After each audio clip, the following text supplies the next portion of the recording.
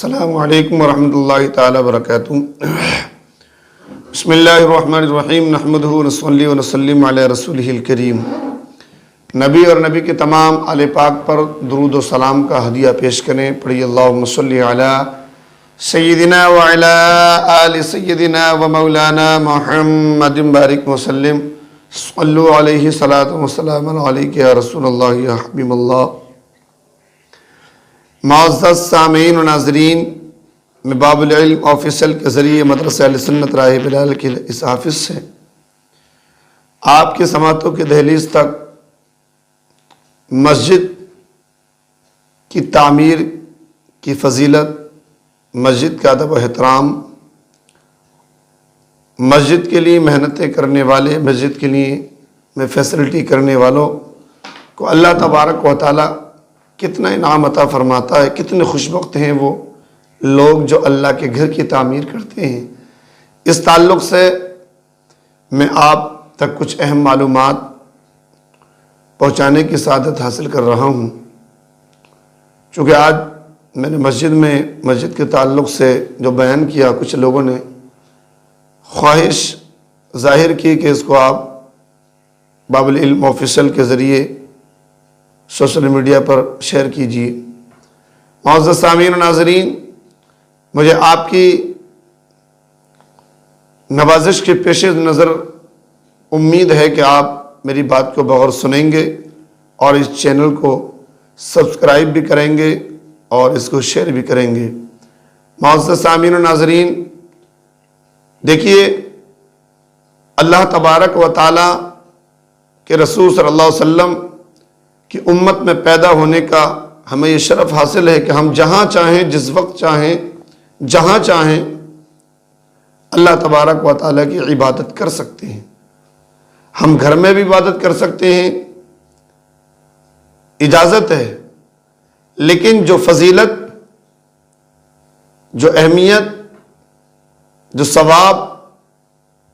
ایک خاص جگہ، ایک مخصوص جگہ جس کو مسجد کہتے ہیں، جس کو اللہ کا گھر کہتے ہیں، وہاں پر جو عبادت کرنے کا اجر و ثواب ہے، اتنا ثواب دوسری جگہوں پر عبادت کرنے کا نہیں ہے۔ اور یہاں تک کہ ہمارے آقا کریم صلی اللہ علیہ وسلم نے مسجد میں عبادت کے اجر و ثواب کے بارے میں یہاں تک فرمایا، سرکار دو عالم صلی اللہ علیہ وسلم ارشاد فرماتے ہیں کہ وہ لوگ جو مسجدوں کے پڑوس میں رہتے ہیں، مسجدوں کے قرب و جوار میں رہتے ہیں، اور وہ عبادتیں کرنے مسجد میں نہیں آتے، اپنے گھر پر ہی رہتے ہیں یا گھر پر ہی عبادت کرتے ہیں، سرکار دو عالم صلی اللہ علیہ وسلم ارشاد فرماتے ہیں کہ اگر مجھے بچوں اور بوڑھوں کا خوف اور عورتوں کا خوف نہ ہوتا تو جب مسجد میں جماعت ہو رہی ہو اور لوگ مسجد میں نماز کے لیے نہ آئیں تو میرا دل چاہتا ہے کہ میں ان کے گھروں میں آگ لگا دوں۔ اللہ اکبر۔ تو جب مسجدوں میں عبادت کرنے کی فضائل و مناقب قرآن اور حدیث نے بیان کیے تو ظاہر سی بات ہے، جب مسجد میں عبادت کرنے کی فضیلت ہے تو جب مسجد تعمیر ہوگی تبھی تو مسجد میں عبادت ہوگی۔ تو ظاہر ہے کہ مسجدوں کی تعمیر کرنے کے بھی سرکار دو عالم صلی اللہ علیہ وسلم نے فضائل بیان کیے کہ جو تعمیر کرتے ہیں ان کو کتنا اللہ انعام عطا فرماتا ہے۔ میں شارٹ میں ایک کلپ بنا رہا ہوں۔ سرکار دو عالم صلی اللہ علیہ وسلم کے حدیث پاک، قال نبی صلی اللہ علیہ وسلم من بنا للہ مسجدا بنى اللہ لہ بیتا فی الجنہ۔ اللہ کے رسول صلی اللہ علیہ وسلم ارشاد فرماتے ہیں، جس نے اللہ کی رضا کے لیے مسجد بنائی، اللہ تبارک و تعالی اس کے لیے جنت میں گھر بنا دیتا ہے۔ اور حضرت ابن عمر رضی اللہ تعالیٰ عنہ روایت کرتے ہیں کہ میں نے خود اپنے کانوں سے سنا کہ سرکار دو عالم صلی اللہ علیہ وسلم نے فرمایا کہ جس نے اللہ کا گھر بنایا، مسجد بنائی، اللہ تبارک و تعالی اس کے لیے جنت میں گھر بناتا ہے۔ اب آپ سوچ رہے ہوں گے کہ یہ حدیث پاک سے تو ظاہر ہو رہا ہے کہ جو مسجد بنائے نہیں، مکمل مسجد بنائے۔ دوسری روایت میں آتا ہے، سرکار دو عالم صلی اللہ علیہ وسلم ارشاد فرماتے ہیں اگر کوئی چڑیا کے گھونسلے کے برابر بھی مسجد بنائے تو اس کے لیے بھی اللہ تبارک و تعالی جنت میں گھر بناتا ہے۔ حالانکہ چڑیا کے گھونسلے کے برابر مسجد نہیں بنے گی، لیکن ایک مثال دی ہے کہ اگر کوئی تھوڑا اپنی حیثیت کے مطابق ذرہ برابر بھی حصہ اگر اس میں لے لے تو اللہ تبارک و تعالیٰ اس کے لیے جنت میں گھر بناتا ہے۔ معزز سامعین و ناظرین، میں آپ کی سماعتوں کی دہلیز پر تک ایک بادشاہ کا واقعہ مسجد بنانے کا پہنچاتا ہوں، جن کو زمانہ خلیفہ ہارون الرشید کے نام سے جانتے ہیں۔ یہ بڑے نیک بادشاہ گزرے ہیں اور بڑے عبادت گزار اللہ تبارک و تعالیٰ کے فرم بردار بادشاہ گزرے ہیں، دیندار بادشاہ گزرے ہیں۔ خیر، کبھی ہارون الرشید پر آپ پڑھیں گے تو پتہ چلے گا ہاں کتنے دیندار بادشاہ تھے خلیفہ ہارون الرشید۔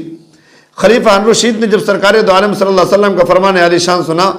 کہ جو اللہ کا گھر مسجد بناتا ہے، مسجد کو تعمیر کرتا ہے، اللہ تبارک و تعالیٰ اس کے لیے جنت میں گھر تعمیر کرتا ہے، تو خلیفہ ہارون الرشید نے بغداد کی سرزمین پر ایک مسجد بنانے کا اعلان کیا۔ اور مسجد بنانے کا اعلان کیا تو یہ اعلان کیا خلیفہ ہارون الرشید نے کہ یہ مسجد خلیفہ ہارون الرشید خود اپنی ذاتی پیسے سے بنائے گا، اس میں نہ کوئی سرکاری فنڈ لگے گا، نہ کسی کی مدد، کسی کا کوئی حصہ نہیں لیا جائے گا۔ جب خلیفہ ہارون الرشید نے بغداد کی سرزمین پر یہ اعلان کیا تو اسی سرزمین پر ایک مزدور ہے جو مزدوری کر کے پورا دن اپنے بچوں کے پیٹ پالتا ہے، جب اس کے ذہن میں، اس کے کانوں میں آواز آئی تو اس کے دل میں اللہ تبارک و تعالیٰ کی محبت اور مسجد کی تعمیر کا اجر و ثواب اس کے دل میں جب پیوست ہوا تو اس مزدور نے اللہ تبارک و تعالیٰ کی بارگاہ میں صدا لگائی، یا اللہ کہ اب ہم غریب اس لائق بھی نہیں رہے کہ کچھ نہ کچھ اپنی اوقات کے مطابق مسجد میں خرچ کر سکیں، کہ اب ہم سے مسجد میں خرچ کرنے کا حصہ بھی چھین لیا گیا۔ میرا دل چاہتا کہ میں بھی مسجد میں کچھ خرچ کرتا، لیکن میرے دوستو اب اس کے دل میں مسجد میں خرچ کرنے کی ایک تمنا امٹتی ہے۔ لیکن دیکھیے اس مزدور کا کریکٹر دیکھیے، کردار دیکھیے، اس نے دل میں ٹھان لیا کہ بادشاہ نے اگرچہ اعلان کر دیا ہے کہ کسی سے کچھ نہیں لیا جائے گا، لیکن اس نے کہا کہ میں بھی اس مسجد میں حصہ لوں گا۔ یہ سوچ کر اس مزدور نے پورا دن مزدوری کی، شام کو جب اس کی اجرت ملی اس نے دیکھا کہ ہاں مجھے بھی اس میں حصہ لینا ہے۔ روایت میں آتا ہے کہ اس مزدور نے اپنی اس محنت و مشقت کی کمائی سے شام کو اس کی کچھ اینٹیں خریدی، اور اینٹیں خریدنے کے بعد جب رات کا اندھیرا چھا گیا، بادشاہ کے چپراسی اپنے اپنے بستر میں پہنچ گئے تو اس مزدور نے وہ اینٹیں اس میٹیریل میں ملا دی جہاں پر بادشاہ نے مسجد بنانے کے لیے جو مسجد کی تعمیر کے لیے جو مٹیریل پڑے ہوا تھا اس میں چند اینٹیں اپنی بھی ملا دی۔ مختصر یہ کہ مسجد تعمیر ہو جاتی ہے۔ خلیفہ ہارون الرشید ایک روز اچانک رات کو سوئے، اچانک خواب میں کیا دیکھا کہ جنت میں ٹہل رہے ہیں، تو کیا دیکھا خلیفہ ہارون الرشید کا بڑا عالی شان جنت میں محل بنا ہوا ہے، لکھا ہوا ہے خلیفہ ہارون الرشید، اس پر نام لکھا ہوا ہے۔ لیکن بادشاہ نے دیکھا اسی کے بغل میں بالکل قریب میں ایک مزدور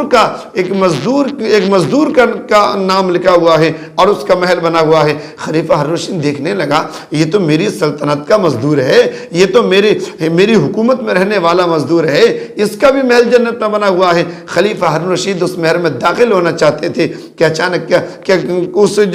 اس محل کا چپراسی تھا، اس نے کہا ہارون الرشید اس کے اندر قدم مت رکھنا۔ کہا کیوں؟ کہا یہ آپ کا محل نہیں ہے۔ تو کہنے لگا جی جس مزدور کا محل ہے وہ میری سلطنت میں رہتا ہے، میری حکومت میں رہتا ہے، میں مالک ہوں، مجھے یہ ذاتی اختیار ہے کہ میں اپنی رعایا کے کسی بھی گھر میں داخل ہو سکتا ہوں۔ تو لیکن اس چپراسی نے کہا خلیفہ ہارون الرشید وہ اختیار آپ کا دنیا میں ہے، جنت میں نہیں ہے، یہ جنت ہے جنت۔ خلیفہ ہارون الرشید کہتے کہ میری آنکھ کھل گئی۔ آنکھ کھلنے کے بعد میں سوچنے لگا ٹھیک ہے اللہ کے رسول کا فرمان ہے کہ جو مسجد بناتا ہے اس کا گھر جنت بنتا ہے، میں نے اللہ کی رضا کے لیے مسجد بنائی، اللہ تبارک و تعالیٰ نے میرا گھر جنت میں بنا دیا، لیکن اس مزدور کا گھر کس نیکی کی بنا پر جنت میں بنا ہے؟ خلیفہ ہارون الرشید کو بے چینیاں ہونے شروع ہو گئی، یہ تو وہ مزدور ہے جس کے پاس ایک وقت کا کھانے کا انتظام نہیں۔ آخرکار اس مزدور کا پتہ لگایا اور اس کو اپنے پاس بلوایا۔ خلیفہ ہارون الرشید نے اس مزدور سے کہا تھا، اس غریب سے کہا تھا، اے غریب یہ بتا تیرا کون سا ایسا عمل ہے،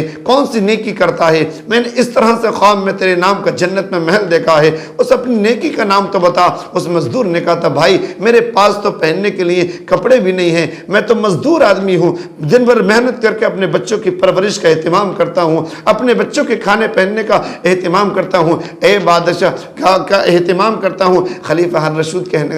ہارون رشید کہنے لگا اچھا بتا تو صحیح، میں نے تو چونکہ مسجد تعمیر کرائی ہے اس لیے میرے نام کا جنت میں محل بنا ہوا ہے، تو نے کیا کرا؟ تو اس مزدور نے کہا تھا اے بادشاہ وقت، جب آپ نے یہ اعلان کیا تھا نا کسی کا کوئی حصہ نہیں لیا جائے گا، تب میرے دل میں ایک تڑپ آئی اور مسجد کی محبت پیدا ہوئی۔ میں نے پورا دن مزدوری کرنے کے بعد چند اینٹیں خریدی اور وہ اینٹیں آپ کے اس مٹیریل میں ملا دی تھی۔ مجھے یقین ہے کہ اللہ تبارک و تعالیٰ نے میرے اسی عمل کو قبول کر لیا اور وہی اسی عمل کی وجہ سے اللہ نے میرے نام کا بھی جنت میں محل بنا دیا۔ دوستو میں آپ کو سبق یہ دینا چاہتا ہوں،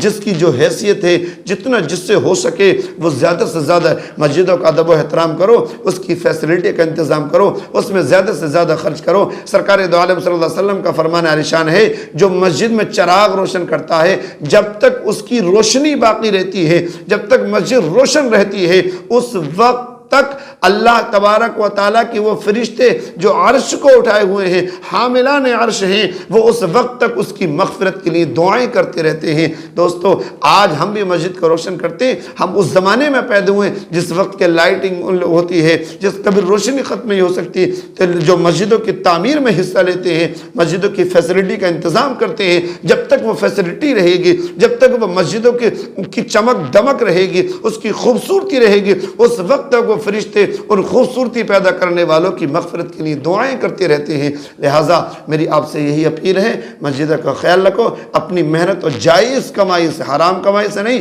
جائز کمائی سے وہ پیسہ اللہ کی راہ میں خرچ کرو۔ اللہ تعالی ہم سب کو صحیح پر عمل کرنے کی توفیق عطا فرمائے۔